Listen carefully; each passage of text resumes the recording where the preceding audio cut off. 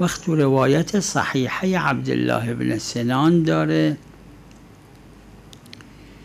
حضرت صادق علیه السلام فرمودن به عبدالله بن سنان، روایت هم صحیح هست، سندش معتبر، هیچ شبه اشکالی نداره. فرمودن روز عاشورا که هیئت اصحاب المصائب باش. برای اصحاب المصائب مستحبه که پا برهنه و بی ردا باشن. حضرت فرمودن تو هم روز عاشورا که هیئت اصحاب المصائب باش. یه روایت دیگه باز از حضرت صادق داره بلا رداء ولا حذاء،